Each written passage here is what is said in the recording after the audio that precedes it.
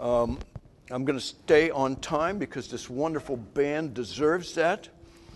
So now let's go back to the beginning and talk about some ways of creating time in our lives and in our day that will allow us to teach artistry as well as everything else. Having taught 10 years, I taught my first 2 years were teaching beginners at Northwest Jackson, knowing that in the third year I would have all my beginners back in a 7, 8, 9 junior high school.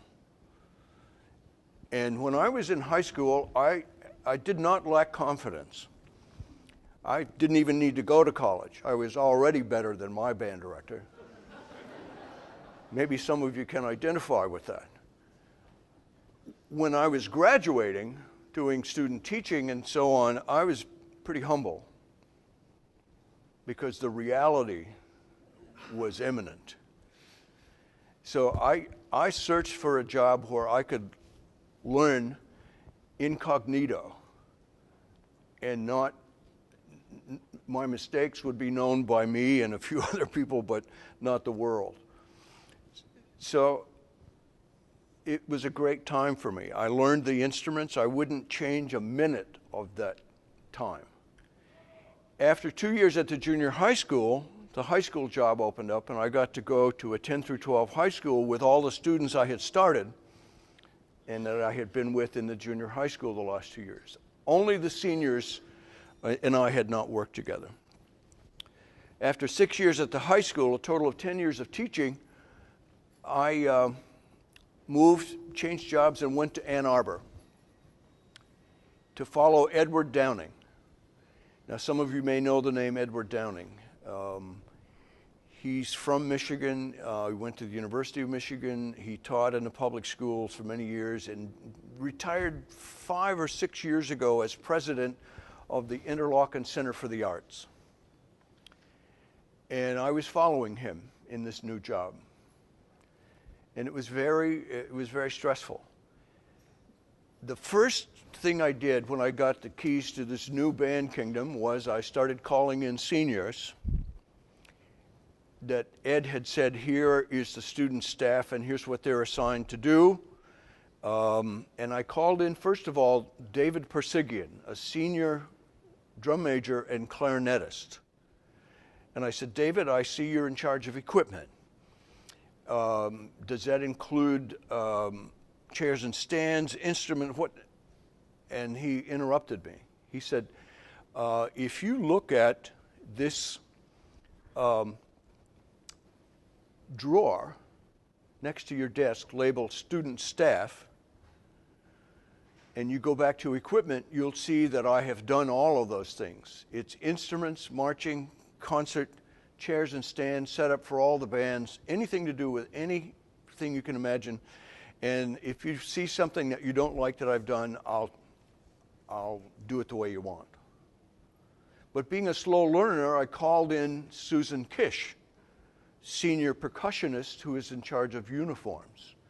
And I repeated the scene. Susan, are the uniforms issued? Do they need to be cleaned? Who does alteration? She interrupted me and said, see this drawer labeled student staff? If you go back to uniforms, you can see they're cleaned, altered, issued. And all you have to do is if you see a uniform that you don't like the way it fits, tell me. I'll take care of it. And she explained to me the student-led inspection before every marching band performance. I found the students were far more critical than I might have been about how to wear the suit.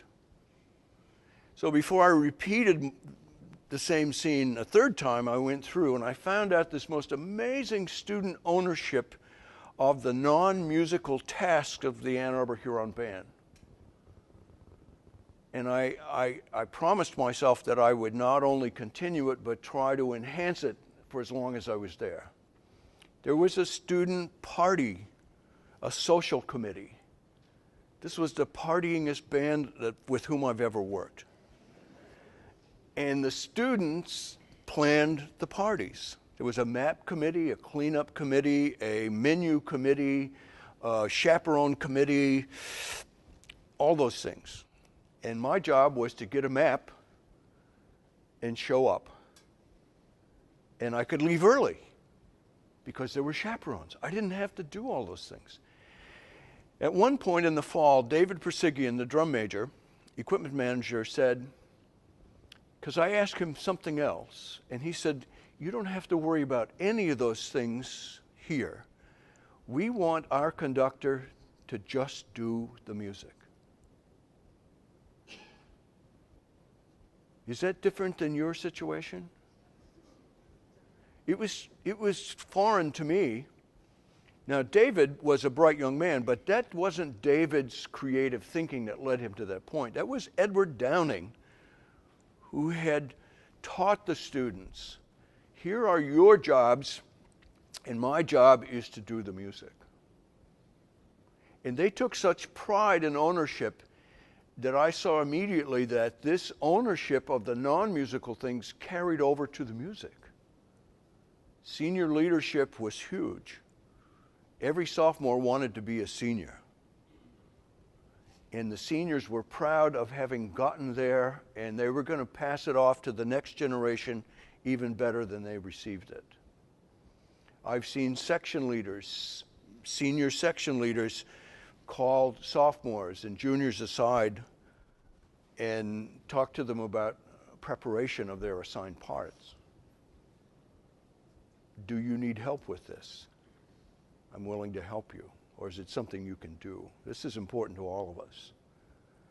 That's an atmosphere that I must admit I had not fully developed in my first job. I didn't know it was possible. I was doing too many things that someone else could do.